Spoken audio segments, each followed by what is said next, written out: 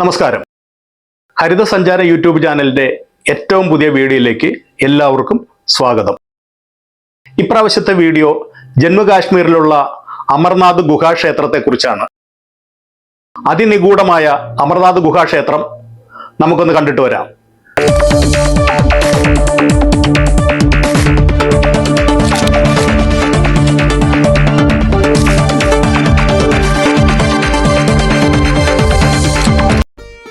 ഇത് സോമശേഖരൻ ഭാരതി സ്വാമികൾ. ഇദ്ദേഹം തൃശ്ശൂർ സ്വദേശിയാണ്. ഇദ്ദേഹമാണ് ഞങ്ങളെ കാശ്മീരിലുള്ള അമർനാഥ് ക്ഷേത്രത്തിൽ എത്തിച്ചത്. ഞങ്ങൾ അമർനാഥ് യാത്ര ആരംഭിക്കുകയാണ്. കൊച്ചിയിൽ നിന്നും വിമാനമാർഗം ഡൽഹിയിലെത്തി. അവിടെ നിന്നും റോഡ് മാർഗമാണ് കാശ്മീരിലേക്ക് പുറപ്പെട്ടത്. കാശ്മീർ മഞ്ഞു മൂടിക്കിടക്കുന്ന മലമ്പ്രദേശമാണെങ്കിലും കന്യാകുമാരിയിൽ നിന്നും കാശ്മീരിലെ ജമ്മു വരെ ഒരേ നിരപ്പിലുള്ള റോഡുകളാണ്. ജമ്മുവിൽ നിന്നും ശ്രീനഗറിലോട്ട് ചെല്ലുമ്പോഴാണ് കുറച്ചുകൂടി ഉയർന്ന പ്രദേശമാകുന്നത്. അതായത് കേരളത്തിൽ കോട്ടയം ജില്ലയിലോട്ട് പ്രവേശിക്കുന്ന പോലെ. ശ്രീനഗറിൽ നിന്നും ഹിമാലയത്തിന്റെ മടിത്തട്ടിലൂടെ ഉയർന്നും താഴ്ന്നും 500 കിലോമീറ്റർ ഹൈവേയിലൂടെ സഞ്ചരിച്ചാൽ മണാലിയിലെത്താം.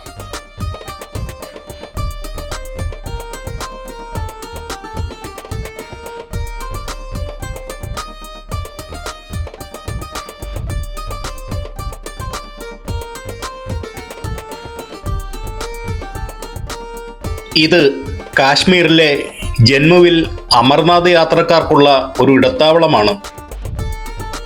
ഇവിടെ താൽക്കാലിക താമസത്തിനും സൗജന്യ ഭക്ഷണത്തിനും സൗകര്യം ഒരുക്കിയിട്ടുണ്ട്.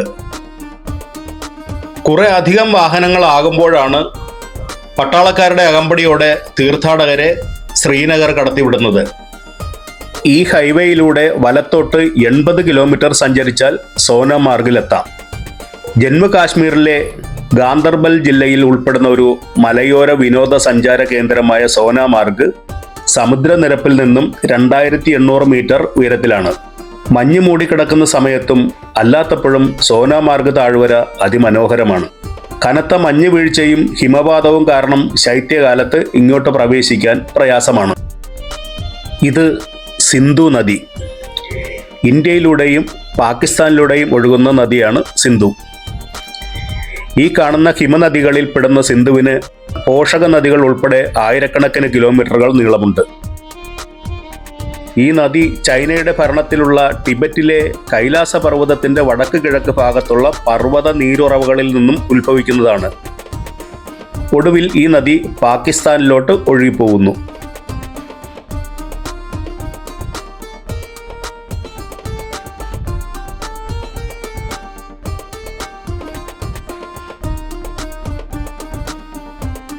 സോനമാർഗിൽ നിന്നും 10 കിലോമീറ്റർ മുന്നോട്ട് ചെന്നാൽ ബാൾട്ടാൾ എന്ന സ്ഥലത്തെത്താം. ഇവിടെ നിന്നും 5000 മീറ്റർ ഉയരത്തിൽ നിൽക്കുന്ന ഒരു കൊടുമുടിയിലാണ് അമർനാഥ് ഗുഹാക്ഷേത്രം സ്ഥിതി ചെയ്യുന്നത്.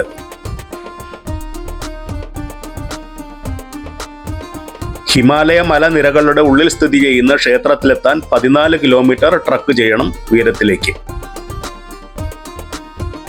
ശബരിമലയ്ക്ക് പമ്പ എന്നതുപോലെയാണ് അമർനാഥ് ക്ഷേത്രത്തിന് ബാൾട്ടാൾ എന്ന ബേസ് ക്യാമ്പ്. മറുവശത്തുകൂടി പഹൽഗാം എന്ന ഒരു ബേസ് ക്യാമ്പ് കൂടിയുണ്ട് അമർനാഥിന്. ഇവിടെയാണ് കഴിഞ്ഞ ഇടയ്ക്ക് തീവ്രവാദി ആക്രമണം ഉണ്ടായത്. പ്രകൃതി സൗന്ദര്യം വേണ്ടുവോളം ലഭിച്ചിട്ടുള്ള ഇതുവഴി യാത്ര ചെയ്യണമെങ്കിൽ 35 കിലോമീറ്റർ കാൽനടയായി സഞ്ചരിക്കണം അമർനാഥിലെത്താൻ. ഞങ്ങളുടെ അപേക്ഷ പ്രകാരം കാശ്മീർ ഗവൺമെന്റ് ബാൽട്ടാൾ വഴി പോകാനാണ് അനുമതി തന്നത്. Welcome to Amarnath. ഇവിടെ തീർത്ഥാടന കാലത്ത് താൽക്കാലികമായി ഉണ്ടാക്കുന്ന ടെന്റുകളും അഴിച്ചു മാറ്റാവുന്ന വലിയ പന്തലുകളുമാണ്. ഒരു ടെന്റിൽ 10 പേർക്കുള്ള ചെറിയ കട്ടിലും കമ്പിളിയുമൊക്കെ ഉണ്ടാകും. ഇവിടെ നിന്നും കാൽനടയായും കുതിരപ്പുറത്തും ട്രോളിയിലും ഹെലികോപ്റ്ററിലും അമർനാഥിലെത്താം.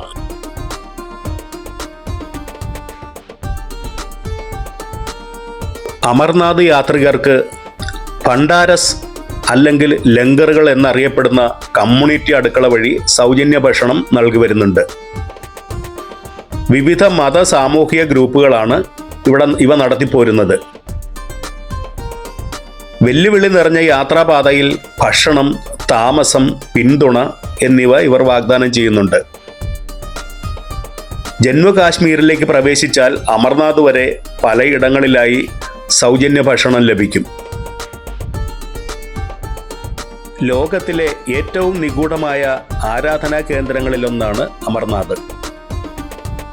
അമരത്വത്തെ സൂചിപ്പിക്കുന്ന അമർ എന്ന വാക്കും ഈശ്വരനെ സൂചിപ്പിക്കുന്ന നാഥ് എന്ന വാക്കും ചേർത്താണ് അമർനാഥ് എന്ന് പേര് വന്നത്. കാശ്മീരിലെ അനന്തനാഗ് ജില്ലയിലാണ് അമർനാഥ് ക്ഷേത്രം സ്ഥിതി ചെയ്യുന്നത്.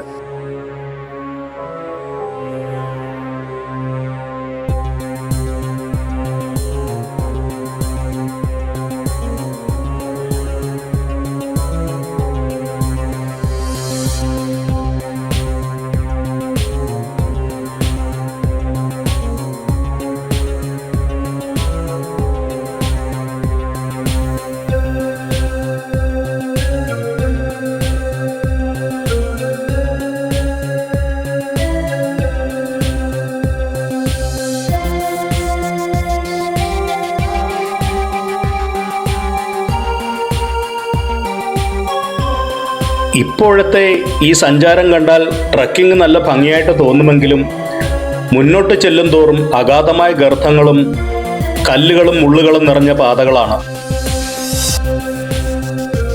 കുതിരപ്പുറത്ത് പോകുന്നവർക്ക് 6 മണിക്കൂറും നടക്കുന്നവർക്ക് 8 മണിക്കൂറും വേണ്ടിവരും മുകളിലെത്താൻ. ചെറിയ ഒരു അശ്രദ്ധ സംഭവിച്ചാൽ പോലും അപകടം സംഭവിക്കുവാൻ സാധ്യതകൾ ഏറെയാണ്.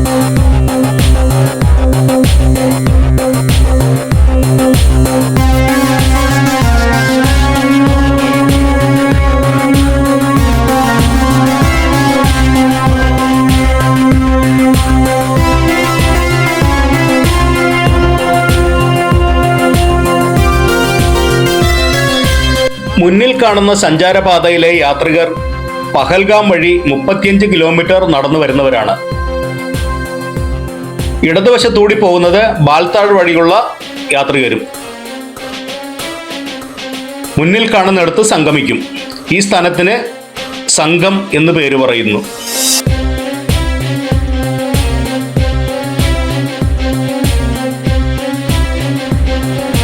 ആയിരക്കണക്കിന് കുതിരകളാണ് ഇവിടെ കാത്തു നിൽക്കുന്നത്.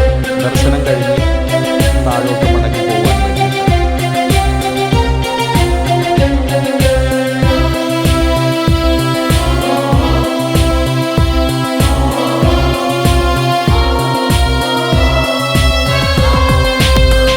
സമുദ്രനിരപ്പിൽ നിന്നും 5000-ഓളം അടി ഉയരത്തിൽ 150 അടി ഉയരവും 90 അടി വീതിയുമുള്ള പ്രകൃതിയാൽ നിർമ്മിതമായ ക്ഷേത്രമാണ് അമർനാഥിലേത്.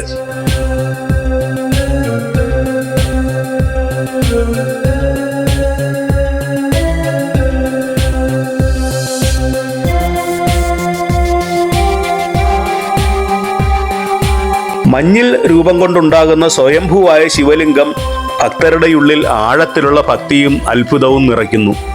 ശ്രാവണ മാസത്തിലെ ശുക്ലപക്ഷാരംഭത്തോടെ രൂപം കൊള്ളുന്ന ഹിമലിംഗം പൗർണമി നാളിൽ പൂർണ്ണ രൂപത്തിൽ വിളങ്ങുന്നു. ദേവന്മാരുടെ ആഗ്രഹപ്രകാരം ശ്രാവണ മാസത്തിലെ പൗർണമി മുതൽ കൃഷ്ണപക്ഷത്തിലെ അമാവാസി വരെ മഹാദേവൻ ഈ ഗുഹയിൽ ലിംഗരൂപത്തിൽ പ്രത്യക്ഷനായി അനുഗ്രഹിക്കുന്നു എന്നതാണ് വിശ്വാസം.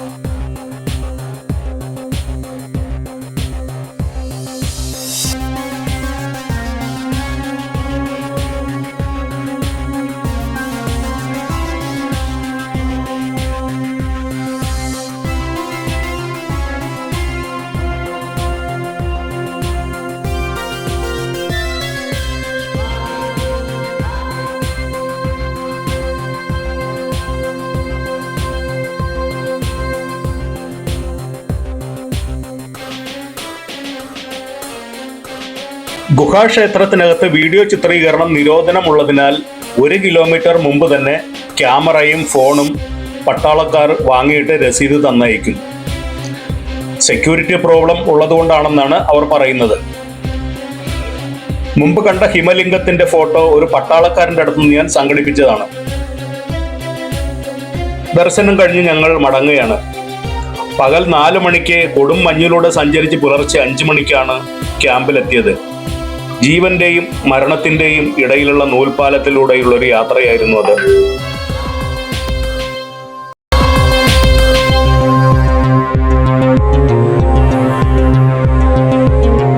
ഒരിക്കൽ പാർവതി ദേവി മഹാദേവനോട് അദ്ദേഹത്തിന്റെ അമരത്വത്തിന്റെ രഹസ്യം വെളിപ്പെടുത്താൻ ആവശ്യപ്പെട്ടു.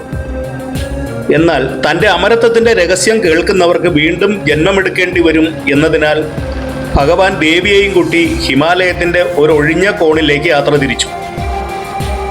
പോകുന്ന വഴി ഭഗവാന്റെ വാഹനമായ നന്ദിയെ ഞാൻ ആദ്യം പറഞ്ഞിരുന്ന ബേസ് ക്യാമ്പായ പഹൽഗാമിലും, കഴുത്തിലുള്ള പാമ്പിനെ ശേഷ്നാഗിലും, പഞ്ചഭൂതങ്ങളെ പഞ്ചധരണിയിലും ഉപേക്ഷിച്ച ശേഷം പാർവതിയെയും കൂട്ടി അമർനാഥ് ഗുഹയിൽ എത്തിച്ചേർന്നു. ഗുഹയിൽ ആരുമില്ലെന്ന് ഉറപ്പുവരുത്തിയ ശേഷം ശിവൻ പാർവതിയോട് ആ മഹാരഹസ്യം വെളിപ്പെടുത്തി. യാദൃശ്യമായി ആ ഗുഹയിൽ 2 പ്രാവിൻ മുട്ടകൾ ഉണ്ടായിരുന്നു.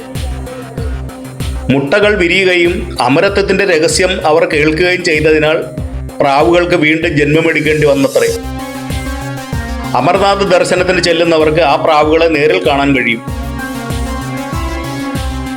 ഒരിക്കൽ ഒരു ആട്ടിടയൻ യാദൃശികമായി അമർനാഥ് ഗുഹയിൽ അകപ്പെട്ടു. അവിടെ കണ്ടുമുട്ടിയ ഒരു മുനിശ്രേഷ്ഠൻ ഒരു സഞ്ചി നിറയെ കൽക്കരി നൽകി. വീട്ടിലെത്തി സഞ്ചി തുറന്ന് നോക്കിയപ്പോൾ കൽക്കരി മുഴുവൻ സ്വർണമായി മാറിയിരിക്കുന്നു. ഈ അത്ഭുതത്തിന് കാരണഭൂതനായ മുനിയോട് നന്ദി പറയാൻ തിരിച്ചെത്തിയ ആട്ടിടയൻ മുനിക്ക് പകരം മഞ്ഞിൽ രൂപം കൊണ്ട ശിവലിംഗമാണ് കണ്ടത്. പിന്നീട് എല്ലാ വർഷവും സ്വയംഭൂവായ ഭഗവാനെ ആരാധിക്കാൻ ഭക്തർ എത്തി തുടങ്ങിയതോടെയാണ് അമർനാഥ് യാത്രയുടെ ആരംഭം.